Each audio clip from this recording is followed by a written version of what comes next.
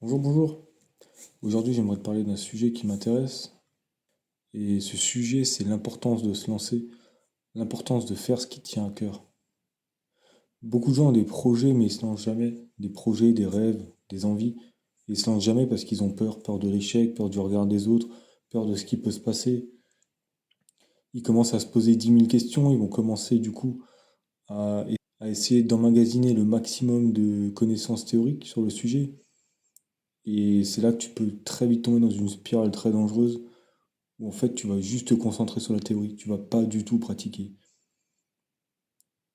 Et alors c'est très bien au début, oui, ok, il te faut de la théorie, un minimum pour commencer certaines choses, encore que, à mon sens, mais le plus important c'est toujours de te lancer, de pratiquer.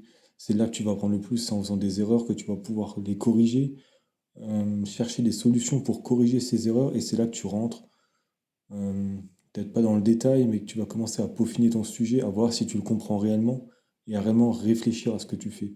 Et c'est comme ça que tu comprends que tu progresses dans un domaine. Par exemple, si tu veux commencer la musculation, ben, n'attends pas d'avoir à ta disposition une salle avec les meilleurs équipements, d'avoir un coach, d'avoir le meilleur programme, d'avoir la meilleure diète ou je ne sais quoi, de connaître tous les muscles. Non, tu commences, tu vas, tu sors de chez toi, tu vas dans un parc, tu fais des tractions sur une barre. Si tu n'arrives pas, tu fais un autre exercice. À la rigueur, à l'avance, tu regardes des vidéos, des tutos là, de 10-15 minutes. Ok, quel exercice si j'arrive pas à faire des tractions en fonction de ta condition physique. Et voilà, si tu sais que tu vas pas y arriver, bon ben sois pas bête, n'essaie pas de faire des tractions si tu sais que tu vas pas y arriver d'avance. Mais dans ce cas-là, tu regardes des variantes et tu te lances. Ou tu fais des tractions avec un élastique si tu en as un chez toi, tu fais des pompes. L'important c'est de te lancer tout de suite, de tout de suite faire ta petite séance, essayer de progresser, ok, de voir ce que ça donne. Et une fois que tu as fait ta petite séance, ok, là tu vas commencer à te renseigner sérieusement, à regarder des vidéos, des machins, à lire des livres sur la musculation, sur le sujet, afin d'emmagasiner de la connaissance théorique. Mais c'est très important de t'entraîner, peut-être pas tous les jours, encore que selon les muscles, comment tu varies, etc. Mais de t'entraîner assez régulièrement, peut-être au moins 3 fois par semaine, pour justement commencer à ancrer l'habitude, commencer à faire peut-être tes premières erreurs, à voir, ok, bah, ces pompes-là, techniquement, c'est censé travailler mes pecs, mais moi je suis sur les épaules. Comment est-ce que je peux corriger ma posture? Les tractions, bah, j'ai vraiment du mal. Qu'est-ce qu'il y a comme variation plus facile où je pourrais emmagasiner de l'expérience? Et commencer à trouver des premiers problèmes et à essayer de chercher les premières solutions pour justement t'aider à progresser plus vite. Parce que si tu cherches juste à emmagasiner de la théorie, alors c'est bien, dans la théorie, tu connaîtras tout, tu seras un crack. Sauf que quand tu vas arriver sur le terrain, bah, tu vas te rendre compte que le terrain n'a rien à voir avec la théorie.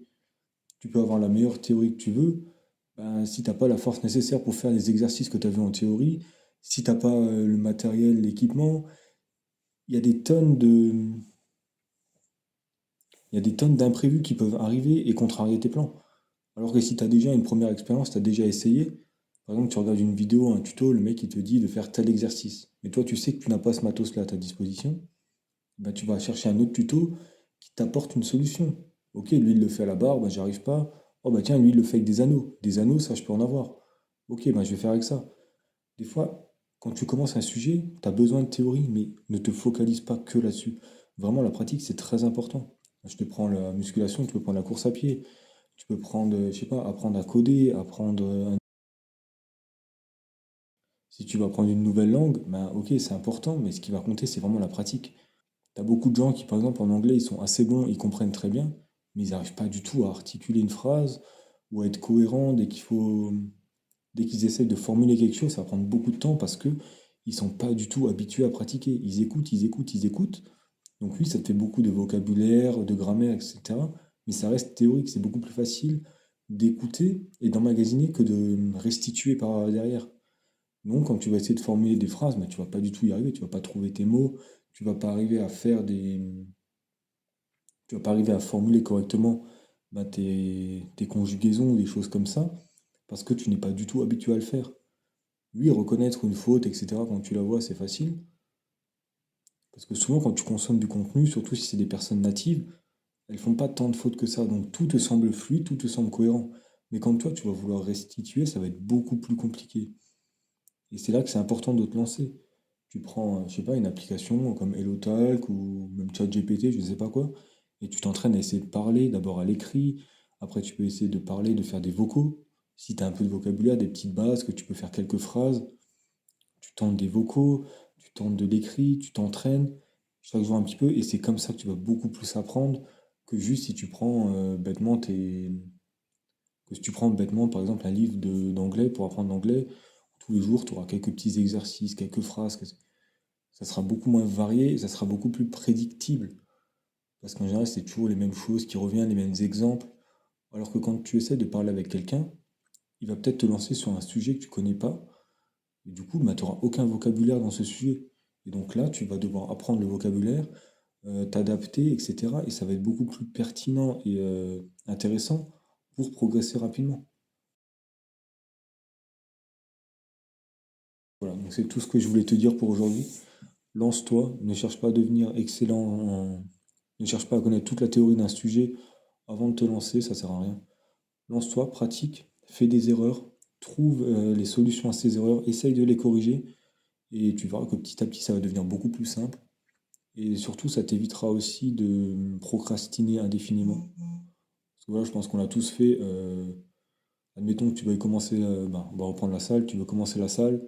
Ah oui, mais quelle salle je vais prendre, quel matos il me faut, quel programme, quel ceci, quel cela. Et au final, tu as vite fait de perdre 2 3 semaines, entre guillemets, parce que tu es un peu hésitant, tu as un peu la flemme. Tu vas chercher à te renseigner, tu dis oui, mais là je me renseigne, je sais pas trop. Non, tu vas à la salle, tu te lances, tu fais une séance, même si tu fais n'importe quoi, c'est pas grave. Le fait d'y aller, ça va ancrer une habitude. Tu verras déjà ce que c'est, à quoi ça ressemble, comment ça se passe, tu vas découvrir.